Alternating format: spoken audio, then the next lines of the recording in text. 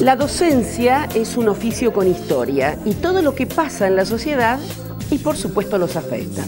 Vino a Bahía Blanca, dio una conferencia gratuita en los salones de OSDE y bueno, invitado por el Instituto Avanza, pero con el acompañamiento de OSDE, y tuvimos la suerte de estar con él.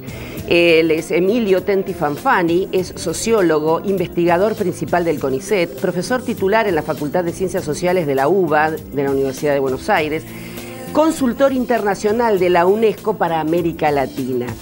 Y bueno, una vez más colaboró para hacer la nota una querida amiga de este camino que es Bel. Le agradezco mucho, no es su tema la televisión, pero cuando uno hace las cosas con respeto y amor, por suerte salen bastante bien y todo salió muy bien. Y yo estaba, van a mirar que él también está mirando, yo estaba al lado de Bel, pero estaba con la cámara controlando un poquito que saliera todo bien. Y el tema fue la cuestión docente, el presente y el futuro. Y comenzamos esta primera parte de la nota hablando del docente de hoy.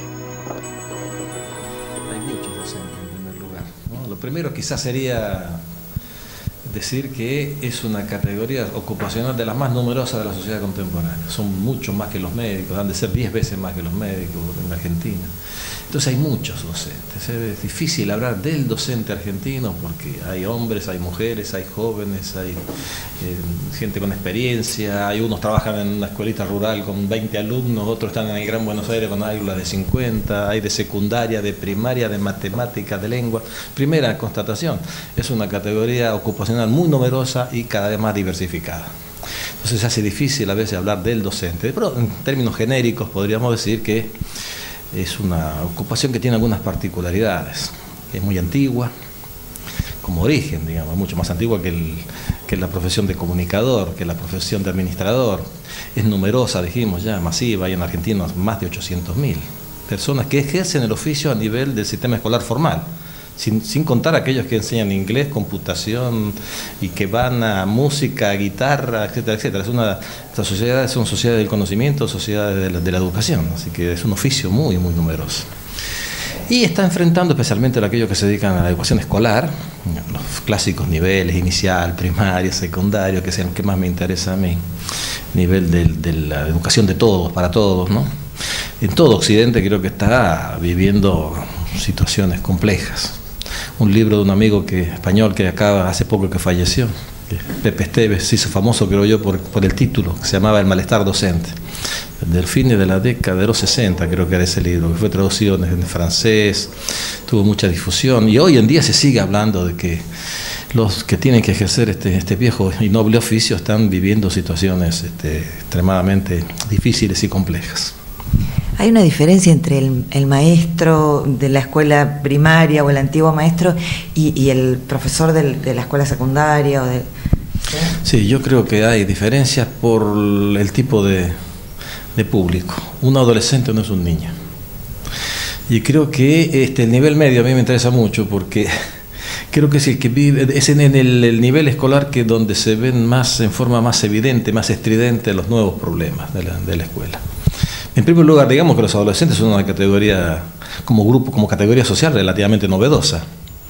Cuando yo tenía esa edad de los 12, 13, 14, 15 años, casi no existían los adolescentes, como una categoría que tiene su identidad, para los cuales hay una serie de productos específicos. Hay programas de televisión para niñas de 13 años, 14 años, hay ropa adolescente, música adolescente.